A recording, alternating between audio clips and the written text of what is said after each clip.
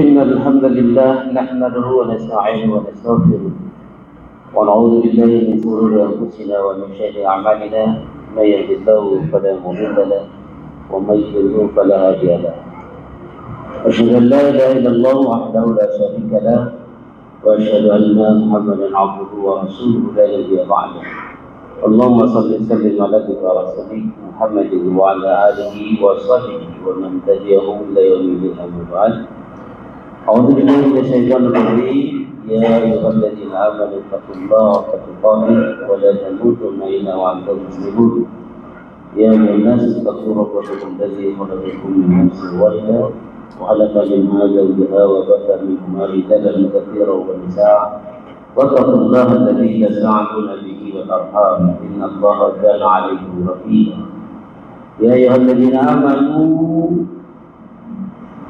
اتقوا حق تقاته Amma ba'd. Pada hari ini sidang Jumat yang sama-sama dengan Allah Subhanahu wa taala. Rasulullah sallallahu alaihi wasallam bersabda ketika seorang sahabat bertanya yang bernama Abi Umar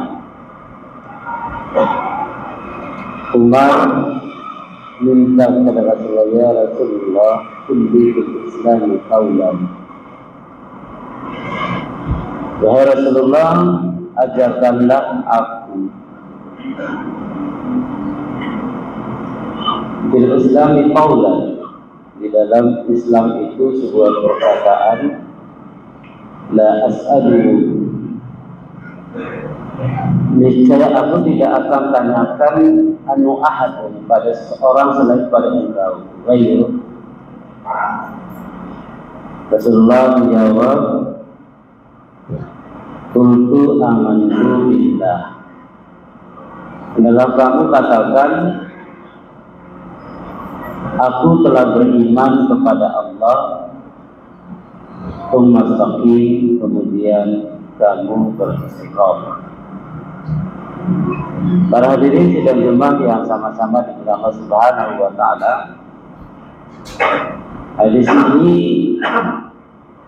memberikan sebuah pelajaran pada kita. Menyatakan bahwa umat ini bukan orang yang tidak paham dengan nilai Islam. Umar ini bukan orang yang baru tahu tentang Islam, tetapi ternyata dia menanyakan sesuatu bahwa ada indikasi sebagaimana Rasulullah juga mengatakan bahwa nanti pada suatu saat di mana Rasulullah sudah tidak ada, itu akan muncul berbagai masalah dalam hidup ini.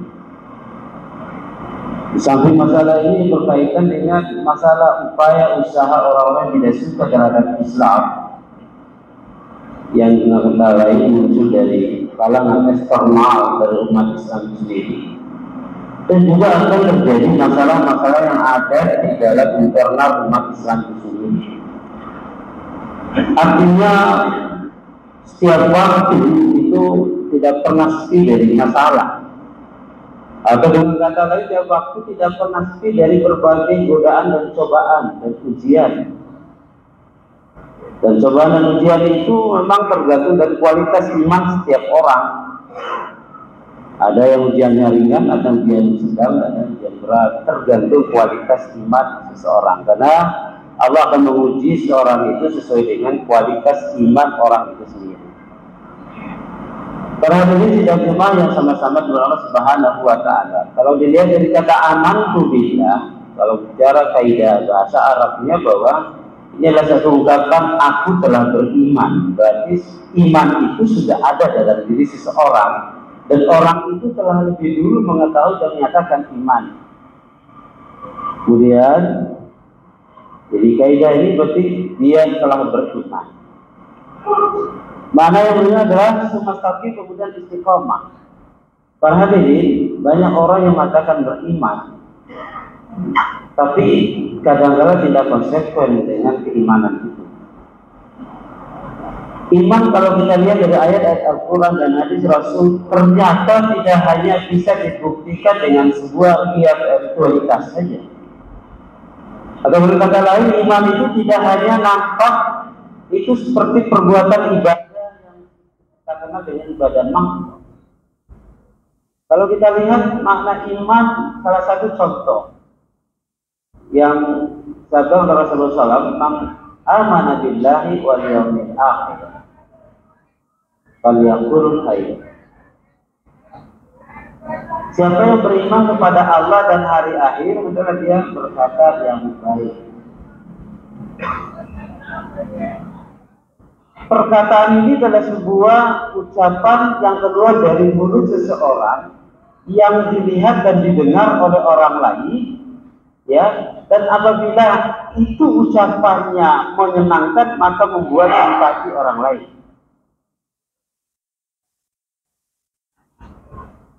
Apabila ucapan itu bermanfaat, maka pasti berguna bagi orang lain. Tapi kalau ucapan itu keluar dari mulutnya itu adalah ucapan caci maki, penghinaan, hujatan dan sebagainya, itu akan menjadi indikasi penilaian orang bahwa dia seperti itu. Jadi kalau seandainya dia sering menghujat orang, seandainya dia sering mengatai orang, ngomelin orang, itu adalah indikasi kepribadiannya. Karena Imam Ghazali bilang bahwa yang lahir dari pribadi seseorang itu adalah merupakan refleksi dari hati nuraninya. Atau bahasa kita adalah refleksi dari keimanannya. Karena orang-orang yang beriman itu terlatih dirinya, terlatih lisannya itu dengan ucapan-ucapan yang bagus. Dalam kondisi apapun dia terangkan istiqomah ucapan. Ya apalagi pada hari ini, ya masyarakat kita terutama masyarakat ekonomi bawah dengan isu tanggal 1 April, bukan isu memang kita wacana akan dilaksanakan, itu akan kenaikan BBM. Kita lihat reaksinya, kita lihat keluar kata-kata yang tidak bagus, kata-kata yang menghujam dari sana nanti. Seharusnya orang beriman harus menjaga diri. Bukan kata-kata caci maki, bukan kata-kata hinaan, penghujatan yang keluar, maka dia harus tetap kata-kata yang baik. Ini para hadirin, sebagai bentuk optimalisasi disanggupan yang kita kenal dengan perjuangan. Dalam ayat memang Allah mengatakan surat As-Saff ayat 10, ya. Dan ayat 11 Allah mengatakan, ya ayyuhalladzina amanu hal adullukum ala tijaratin tunjikum min ajabin alim. Tu'minuna billahi wa rasulih wa tujahiduna fi sabilillah bi amwalikum wa anfusikum. Dzalikum khairul lakum. Ila ayat. Memang Allah mengatakan pada orang beriman, hai orang beriman, aku tunjukkan sebuah perniagaan, perdagangan, jual beli, aktivitas yang menyelamatkan kamu dari azab Allah baik di dunia maupun di akhirat. Di azab Allah di ayat ini Ibnu Katsir tafsirnya itu tidak hanya di akhirat, tapi juga di dunia.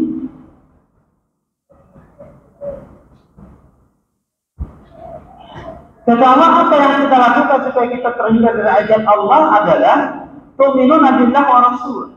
Jadi adalah kamu beriman kepada Allah dan Rasul, wa tujahidu bi amwalihi wa anfusikum. Jadi jual kamu dengan harta dan jiwa naga kamu. Dzalikum khairul lakum.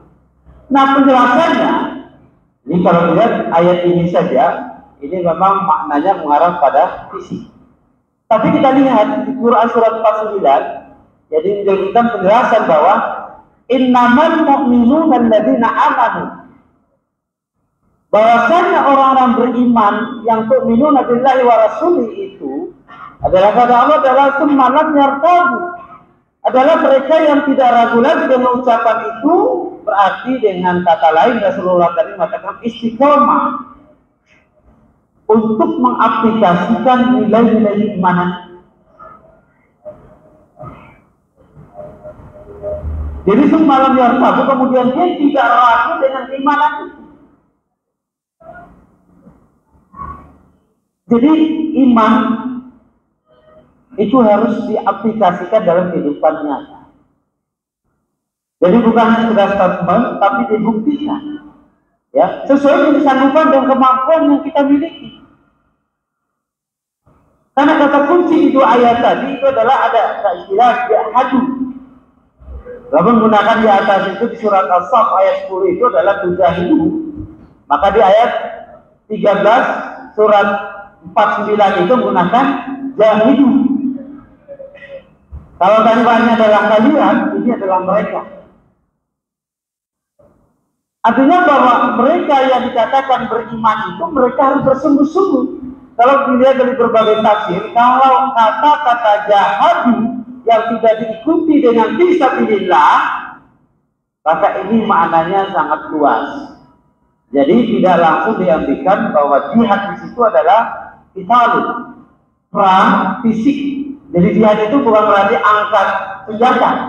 Ya, walaupun ada akhirnya, kalau memang itu ada kesempatan dan bisa lakukan itu bisa. Tapi makna jahadu dalam surat 49 ayat 13 ini adalah optimalisasi kemampuan yang Allah berikan kepada manusia itu untuk membuktikan bahwa dia tidak ragu dengan keimanan.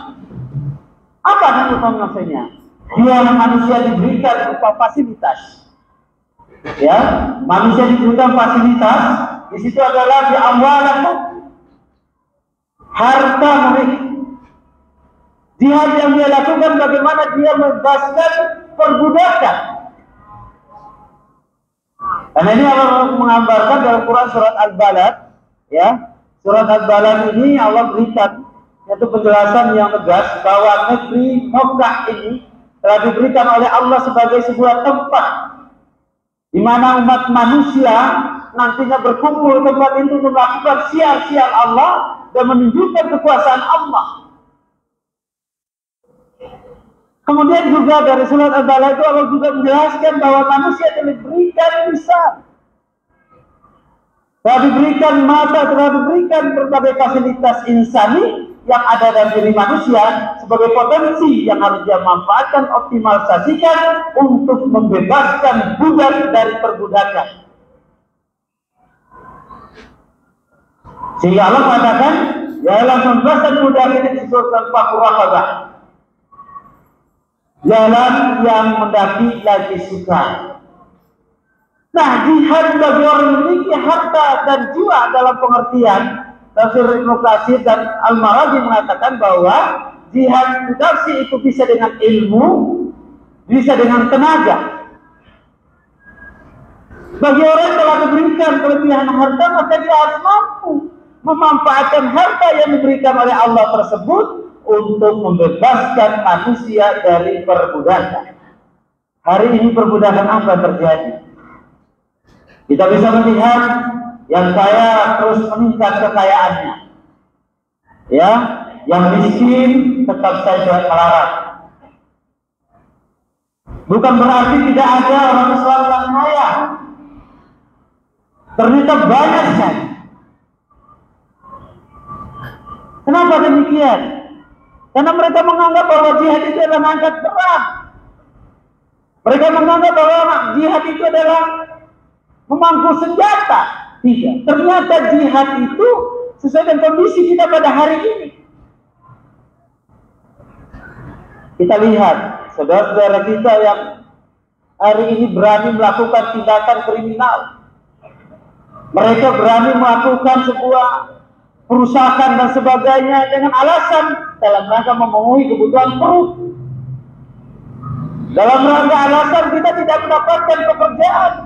Coba kita Bapak lihat, naik di bis ganti satu dengan yang lain, mereka berkata kami lakukan ini karena memenuhi kebutuhan perut kami. Nah, orang yang telah diberikan kelebihan harta, maka itu adalah lahan jihadnya. Bagaimana menyelamatkan mereka? Karena kata Rasulullah SAW juga dalam sebuah hadisnya, itu dianyakan ketika ada seorang bertanya, ya, Islam manakah yang baik? Menggunakan istilah Islam manakah yang baik, maka Rasulullah mengatakan afsus salam, Islam yang baik itu sebarkan salam, artinya sebarkan kedamaian. Tidak hanya sekedar mengucapkan salam, tapi sebarkan kedamaian kepada siapa yang kamu kenal atau kamu tidak kenal. Jadi siapapun yang kita lihat, yang berada di hadapan kita, kita harus sebarkan nilai-nilai kasih sayang. Jadi bukan hanya orang yang dikenal. Jadi bukan kebencian, ya, bukan, tapi kasih sayang yang kita berikan kepada mereka. Hatta orang yang bukan golongan dengan kita. Atau dengan kata lain, orang yang beda akidah dengan kita. Karena keberadaan kita adalah dalam rangka mengayomi orang lain. Dalam fungsi khalifah. Oleh karena itu, kita bagaimana kita memberikan keselamatan bagi orang lain dari tangan kita, dari mulut kita. Jadi adalah tangan yang senantiasa bertakbir, mengucapkan Allahu Akbar lewat sholat 5 kali sehari semalam, itu digunakan untuk menyakiti orang lain, untuk menjolimi orang lain. Jangan sampai. Memang berat. Untuk membuktikan ini berat, kata Rasul, sumpah tapi adalah kamu beristiqamah. Banyak orang bilang, banyak orang yang menjadi maki kamu pada saat kamu melakukan kebaikan itu. Ini. Kemudian dengan jiwa, dalam pengertian jiwa itu bisa ada, kalau Imam Syafi'i mengatakan jiwa itu hanya diri kita, bisa juga adalah nafsu kita, tetapi bisa juga adalah pikiran kita. Di negeri ini banyak orang pintar, maka kepintaran itu dimanfaatkan, berjuang, dijuangkan untuk membebaskan kebodohan. Para hadirin, pada kesempatan pada hari ini, pada saat ini, lembaga-lembaga pendidikan telah diberikan kebebasan untuk seluas-luasnya untuk membuka, ya, memfasilitasi berbagai media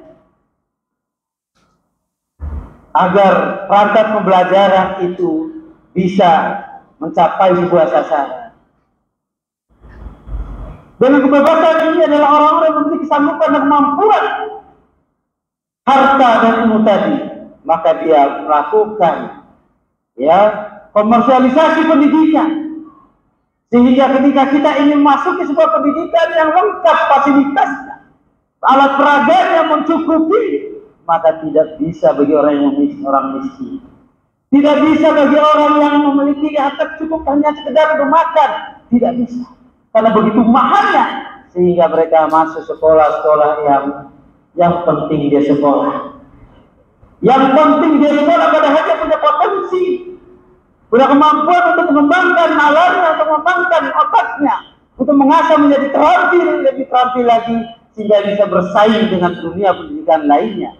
Tapi sayang, orang-orang yang tidak kecukupan tadi hanya bisa menempati pendidikan yang ala kadarnya. Yang pendidikan itu belajar biasa belajar, tanpa didukung oleh sarana dan prasarana yang mendukung. Dan ini ternyata banyak sekali. Kalau kita lihat di Jakarta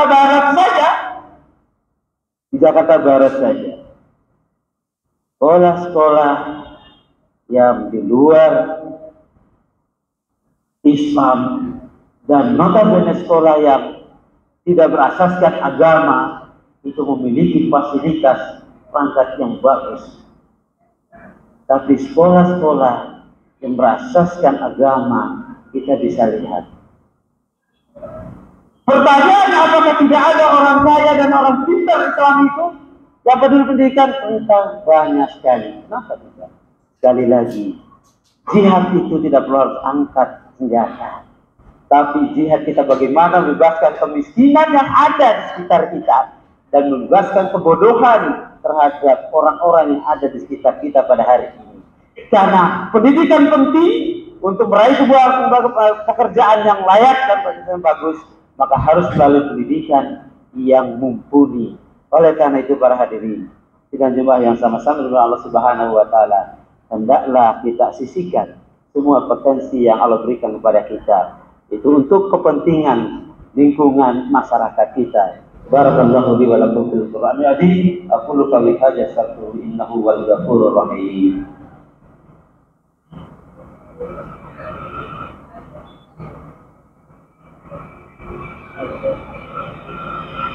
Alhamdulillahilladzi arsala rasulahu bil huda wa dinil haqq liyudhhirahu 'ala dini kullihi wa kafa billahi shahida. Asyhadu an la ilaha illallah wahdahu la syarika lah wa asyhadu anna Muhammadan 'abduhu wa rasuluhu la nabiyya ba'dahu. Allahumma salli wa sallim ala rasulih Muhammadin wa ala alihi wa sahbihi wa tabi'in wa tabi'in amma ba'd. Para hadirin, di surat 49 ayat 13 itu terakhirnya Allah mengatakan ulaika hum-shadiqun. Dialah yang benar iman. Jadi ternyata kebenaran iman seseorang itu tidak terlihat seberapa besar dan berapa banyak, berapa lamanya dia sujud pada saat sholat.